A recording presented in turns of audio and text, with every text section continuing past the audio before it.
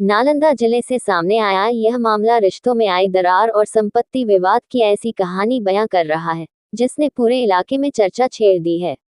जिले के जोरारपुर गांव पचौरी पंचायत दीपनगर थाना क्षेत्र निवासी अंबिका पांडेय ने आरोप लगाया है कि उनके बड़े बेटे रविभूषण पांडेय ने संपत्ति पर कब्जा करने की नीयत से वंशावली में उन्हें मृत दिखा दिया।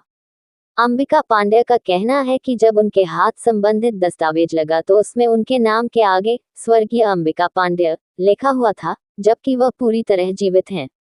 अंबिका पांडेय के अनुसार उनके दो बेटे हैं, रविभूषण पांडेय और आयुष पांडेय। परिवार में जमीन के बंटवारे को लेकर वर्ष 2016 से टाइटल सूट अदालत में लंबित है और अब तक बंटवारा नहीं हुआ है।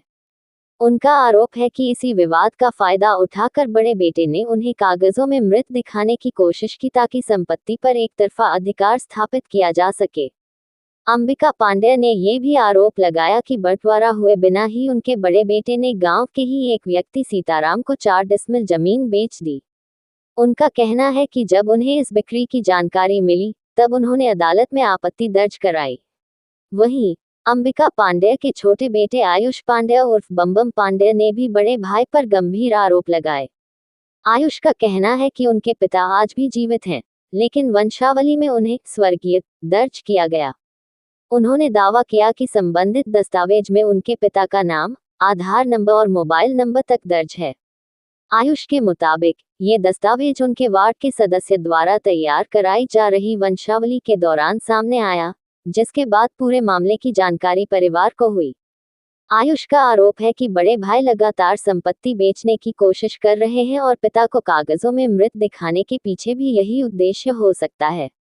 उन्होंने कहा कि इस पूरे घटनाक्रम से न केवल परिवार बल्कि गांव के लोग भी आहत और नाराज हैं। हालांकि इस मामले में जिन आरोपों का उल्लेख किया गया है वे अंबिका पांडेय और उनके बेटे आयुष पांडेय के बयान पर आधारित हैं। आरोपों की स्वतंत्र पुष्टि नहीं हो सकी है और दूसरे पक्ष की प्रतिक्रिया सामने आना अभी बाकी है। मामला पहले से अदालत में लंबित है। ऐसे में आगे की कानूनी प्रक्रिया और जांच के बाद ही पूरे प्रकरण की वास्तविक स्थिति स्पष्ट हो सकेगी। हमको 2 लड़का है, रविभूषण पांडे, आयुष पांडे। रविभूषण पांडे हमको मृत घोषित कर दिया, हमारा संपत्ति लूटने के ख्याल से। वो कैसे आपको पता कि मृत घोषित आपको किया? हमको प्रमाण पत्र मिल गया। क्या उसमें लिखा हुआ है? उसमें लिखा हुआ है कि रविभूषण पांडे स्वर्गीय अंबिका पांडे। अंबिका पांडे है कौन? अंबिका पांडे हम ही हैं। तो फिर मृत कैसे घोषित कर रहे हैं पिता हैं बेटा आपके? वंशावली के सहारे। अच्छा, कोई विवाद चल रहा है क्या बेटा? हाँ, केस लंबित है, टाइटल चल रहा है। कितना दिन से चल रहा है टाइटल? 2016 से। क्या है टाइटल सूट में, क्या आवेदन दिया? बंटवारा का है। तो अभी तक बंटवारा हो पाया नहीं। तो उन्होंने मृत आपको जीते जी कैसे मारने का काम किया? हमारा संपत्ति लूटने के ख्याल से। हाल फिलहाल में जैसे खेत बेच दिया है सीताराम के यहाँ, बिना बंटवारा किए हुए? बिना बंटवारा किए हुए। आपत्तिजनक नहीं किया जी, आपत्ति नहीं जनाए? आपत्ति बाद में हम लगाए कोर्ट में।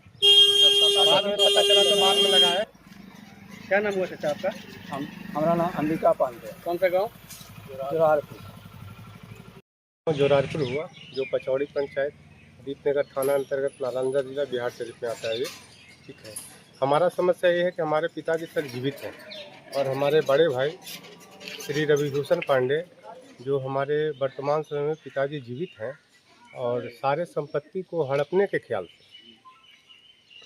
हर जगह मृत घोषित करने का वो अपराध कर रहे हैं। कैसे पता लगा आपको कि मृत घोषित कर रहे हैं? सर, एक हमारे जिस वार्ड में हम रहते हैं, 8 नंबर वार्ड है वो, उस वार्ड का वार्ड सदस्य है रोहित राज।